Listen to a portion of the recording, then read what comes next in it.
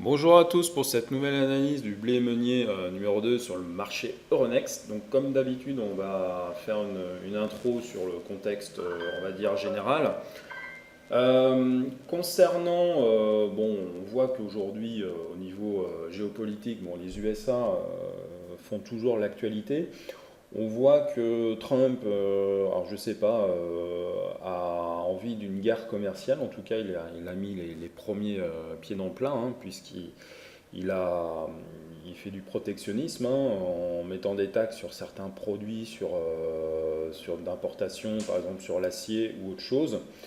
On voit qu'il essaye de se rapprocher de d'autres pays.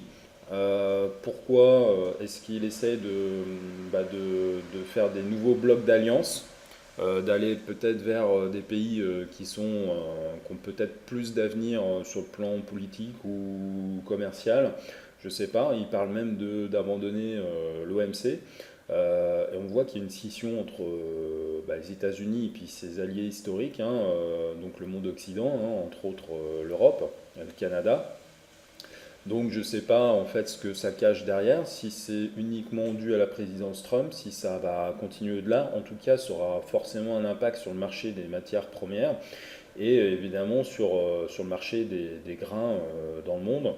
Donc on voit peut-être une nouvelle carte géopolitique au niveau des blocs d'alliance se dessiner et on verra bien comment nous on se positionne au niveau de l'Europe.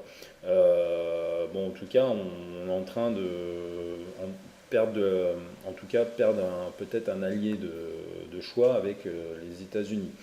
Euh, Plus proche de nos préoccupations et de ce qu'on peut voir, donc le printemps a évidemment été marqué dernièrement par l'humidité, et puis par également la grève SNCF. Donc grève qui a causé des soucis en termes de logistique, hein, puisque le transport ferroviaire est très utilisé pour le transport des grains dans certaines régions. Et puis, plus récemment, on a commencé les moissons dans le sud et puis dans la région centre. Donc, au niveau des résultats, les premières heures, en termes de rendement, on est plutôt dans la fourchette, les fourchettes moyennes basses historiques. Alors, c'est pas la catastrophe, mais c'est quand même pas excellent. Mais en petite terre, apparemment, bon, certains ont dégusté. Évidemment, la qualité, notamment sur les orges de brasserie au niveau protéines, on n'est apparemment pas forcément exactement dans les clous.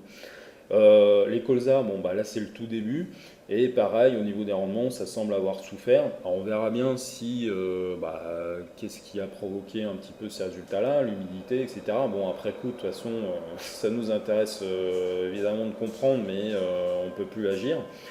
Mais en tout cas, est-ce que pour le blé, ça va avoir aussi un impact? Est-ce qu'on va être plutôt dans la bonne moyenne? Je ne sais pas. On verra. En tout cas, pour l'instant, sur les premières espèces à récolter en début de moisson, c'est pas forcément. Bon, on s'y attendait un petit peu aussi, hein, mais on n'est pas forcément dans une très bonne année. Ça ne sera pas une très très mauvaise comme 2016 a priori, mais on sera plutôt dans des écarts de 10-15% par rapport à l'habitude peut-être. Donc, bon, on va voir comment ça se comporte au niveau des marchés avec l'échéance décembre 2018. Donc, l'échéance de référence pour cette nouvelle récolte 2018. On attaque cette fois-ci par l'analyse hebdomadaire en graphique continu. Donc, alors qu'est-ce qu'on voit? Donc, on voit des niveaux de référence. Alors, le niveau de référence récent qu'on a travaillé 3-4 fois, c'est celui-ci, c'est le niveau des 190. Hein, on l'a travaillé fin 2015, début 2016.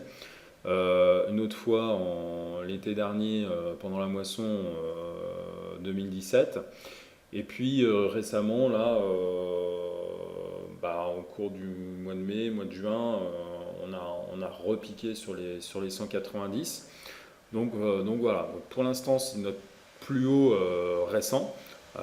Évidemment, on peut rêver de revenir sur ce niveau-là à 200 voire 205 qui est le plus haut historique en graphique continu sur l'échéance décembre.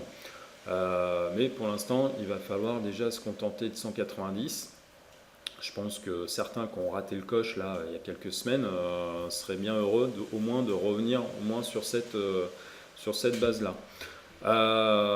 Il faut aussi regarder en bas, et en bas on se rend compte que les 175 est en fait le niveau de support de référence. Et le dernier filet, entre guillemets, c'est les 170 qui ont été travaillés. Donc cette zone de 170-175 est très importante en termes de support. Et si on veut garder une dynamique haussière et revoir les plus hauts historiques, eh bien, il ne faudra pas passer en dessous et s'appuyer sur ces zones-là pour monter. Ce qu'on a fait évidemment ces 2 dernières semaines, puisque il y a 15 jours, en fin de séance, on est revenu sur ce niveau de support.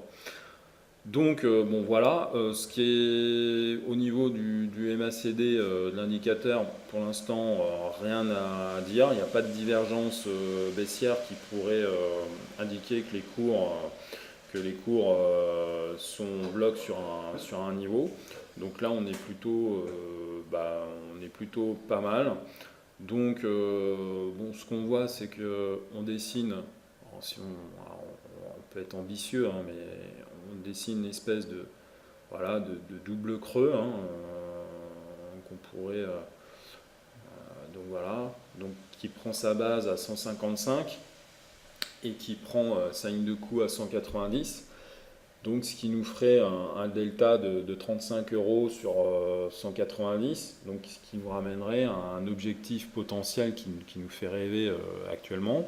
Mais bon, pourquoi pas, hein, si on repasse au-dessus des 190 à 225 euros la tonne. Bon, on n'en est pas là, mais bon voilà, si on a la chance de repasser au-dessus de 190, ça sera un objectif, pourquoi pas, à atteindre.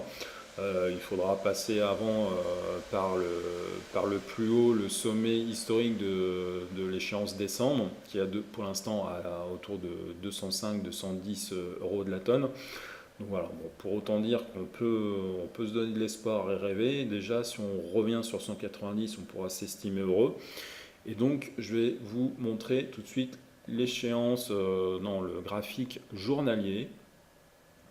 Donc, le voici, le voilà. Donc, le journalier. Donc, alors, sur le journalier, ce qui est intéressant, comme d'habitude, de regarder, eh bien, forcément, ce sont les petites barres horizontales, hein, les niveaux de référence, hein, puisque c'est les niveaux, c'est ce qui est le plus regardé sur les marchés. Et donc on voit que le marché a réagi plusieurs fois sur le niveau des 178. Donc l'année dernière, en 2017, à l'automne, hein, une deuxième fois fin février, une troisième fois en début mai, et puis là ensuite on a cassé ce niveau-là et on est revenu retester ce niveau-là la semaine dernière, avec succès on peut espérer, puisqu'on a dressé un grand chandelier haussier en fin de semaine. Donc tout ça c'est plutôt prometteur, et on voit que alors si on trace un autre niveau, hop, donc 140, donc on voit que le niveau raisonnable, hein, c'est 188, 190, c'est vraiment voilà, il faudra, si on revient sur le niveau des 188, il faudra s'interroger à nouveau sur la vente éventuelle de volume, sachant que le niveau des 194, on l'avait vu là l'année dernière au cours du mois d'août, au cours du mois de juillet, enfin l'été dernier en tout cas, en 2017, ici, au mois d'août. Donc c'est un niveau assez intéressant. Alors si jamais on casse ce niveau de 178 qui est très important à nos yeux, quel niveau en fait va faire? Donc on a un niveau intermédiaire à 172. Et puis évidemment, il faudra éviter de revenir sous les entre guillemets, sous les 166, qui est finalement le plus bas récent observé, hein, le creux le plus bas. Donc voilà, on pourrait, en cas de rupture des 178, redescendre bien plus bas. Euh, on peut voir ici une petite figure, hein, hop, donc c'est une espèce de tasse avec une anse. Donc le plus bas s'établit à 166 et la ligne de coût, hein, de référence, cette ligne-là, à 178. Donc si on reporte au-dessus finalement cette différence-là, donc 178 plus 12, on arrive à 190. Donc l'objectif a bien été réalisé ici. Et on peut, pourquoi pas, anticiper un retour des cours sur ce niveau-là, en tout cas. Bon, après, l'objectif de la figure a été réalisé et il n'y a plus forcément à y revenir. Alors, ce qui est intéressant aussi, ce qu'on peut regarder, c'est éventuellement au niveau du MACD, on remarque qu'en fait, on a dessiné en fait un plus bas entre ce creux-là et ce creux-là. Donc ce creux-là qui correspond forcément à ce niveau-là. Ça va être un peu le bordel sur mon dessin, mais on voit que entre ce niveau-là, ce niveau-là, ce niveau-là et ce niveau-là, il y a une divergence entre l'indicateur et ses cours, et ce qu'on appelle une divergence inverse. Et dans cette configuration-là, ça annonce plutôt une poursuite de la hausse, donc une confirmation de la hausse. Et donc, on a plusieurs éléments qui viennent, entre guillemets, se mêler, hein, qui nous donnent plusieurs indices. Hein. On a une figure, on est actuellement sur un niveau de support intéressant. Si on trace les obliques, on peut remarquer, alors c'est pas ça qu'il faut que je prenne, c'est plutôt cet outil-là, la droite. Je me trompe deux fois. Hop, donc je vais les effacer si j'y arrive. Hop, voilà. Cette droite-là, je l'efface. Je vais effacer tout ça parce que ça risque de vous perturber. Donc, je trace cette droite là. Voilà. Donc ça me fait une oblique haussière, donc que je vais essayer de reporter en bas, voir si ça aligne. Hop, j'espère. Ouais, à peu près, c'est pas mal. Et puis je vais même en dessiner une troisième que je vais placer au milieu, hein, qu'on appelle généralement la médiane. Bon bah voilà, ça a l'air de plutôt pas mal fonctionner. Donc en gros, tant que les cours restent au-dessus des 78 et dans ce canal, eh ben, on peut être optimiste et envisager de retourner à 190. Donc on a le canal, on a le niveau de support, on a la divergence, alors elle n'est pas confirmée, hein, parce qu'il va falloir vraiment que ça croise, mais bon, on verra le mois prochain, on pourra faire le bilan. Je suis assez confiant, enfin on verra bien. Mais en tout cas, on a plusieurs éléments techniques là à court moyen terme qui peuvent indiquer qu'on va probablement retourner sur les 190. Donc voilà, après, comme toujours, hein, l'analyse technique, c'est pas une science exacte, hein, mathématique malheureusement. Et des événements peuvent influer dans le sens contraire actuel et finalement invalider notre scénario. On va tout de suite regarder ce qui se passe sur le graphique en 120 minutes, voir si quand on grossit la loupe, voir si pour la semaine qui vient et les prochaines semaines, ça semble se confirmer. Donc j'attaque par les niveaux, comme d'habitude. Donc on retrouve notre niveau de 178, donc à éviter de casser. Bon, on voit très bien que le deuxième niveau qui va nous bloquer à la hausse est 184, hein, on y est presque, hein, on a fini la dernière séance autour de 182 euros. Et que derrière, bon, les 187, 188, voilà, hein, il faudra, on peut viser 190, mais bon, ça sera bon, le niveau, on va dire, à peu près on va dire, sérieux à atteindre. ça sera 187,50, 188. Si vous visez pile poil 190, vous risquez malheureusement de louper le coche, hein. Je ne dis pas que c'est impossible, mais en tout cas, ça peut être, voilà, ça peut être compliqué de l'atteindre, surtout quand en période de récolte, vous ne serez peut-être pas devant votre écran quand les cours vont atteindre ce niveau. Donc pour l'instant, c'est plutôt bien engagé. On voit qu'on a dessiné une figure un peu en double creux là, sur la dernière descente. Donc ça, c'est plutôt de bon augure. On retrouve une nouvelle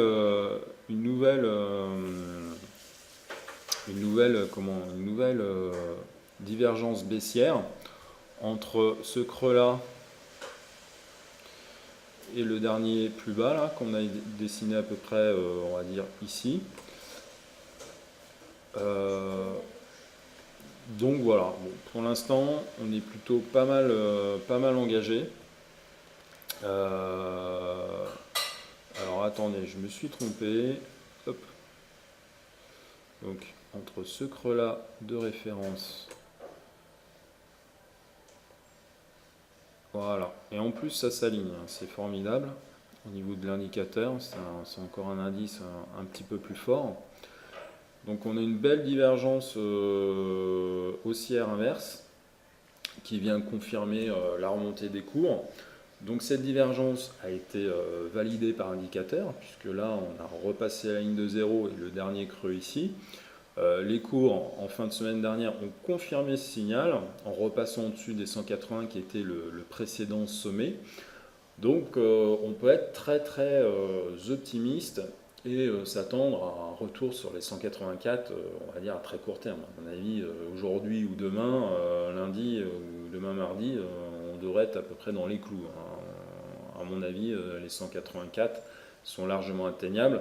Et on voit que ça va peut-être bloquer à ce niveau-là, donc ça sera à surveiller. Bon, voilà pour l'instant en 120 minutes ce que je vois. On va regarder rapidement le 30 minutes. Donc le temps que j'ouvre évidemment le graphique. Voilà. Donc on retrouve évidemment le zoom, hein, donc le dernier mouvement baissier. Alors je vais commencer par dessiner les niveaux.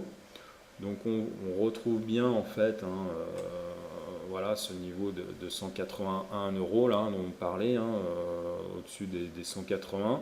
Donc toute cette zone de 180 euros est le prochain support de référence pour ces prochaines heures, ces prochains jours. Et donc on revoit très bien cette figure qu'on appelle en Adam et Ève, qui est en fait un espèce de double creux. Donc un premier triangle comme ça, et ensuite comme ça. Donc 174, 181. Donc ça nous donne un écart de 7 euros, donc au-dessus de 181.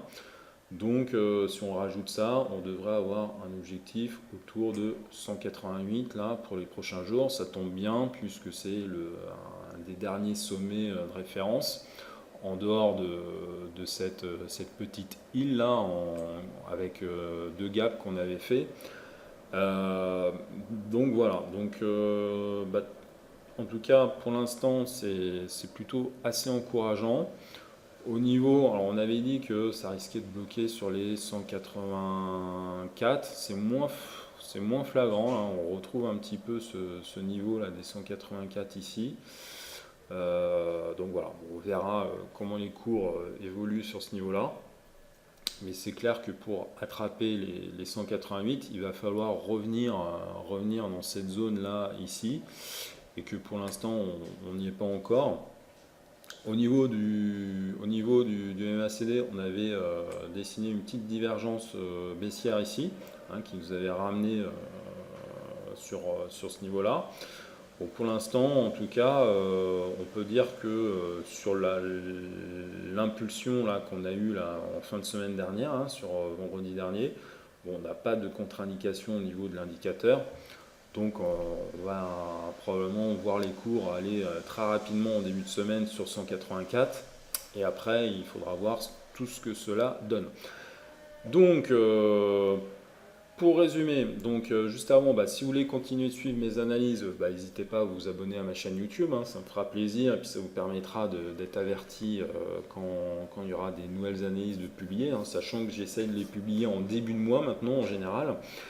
Donc pour synthétiser tout ça, donc on va dire qu'en hebdo et en journalier, bon, on est assez entre guillemets optimiste à court et moyen terme, puisqu'on peut anticiper un retour sur les 190. Et sur le court terme, les indicateurs techniques, les éléments techniques qu'on a, semblent converger dans ce sens.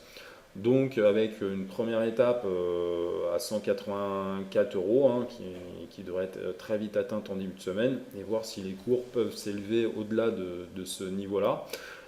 Si jamais ça ne se passe pas comme on veut, etc., le niveau auquel il faudra surtout pas descendre, c'est celui-ci, hein, on voit très bien ici, c'est les 175 euros de la tonne, qui est notre dernier filet de sécurité, voire, et puis premier niveau d'alerte, ça va être 177 pour cette semaine. Donc voilà pour cette analyse du mois de juillet.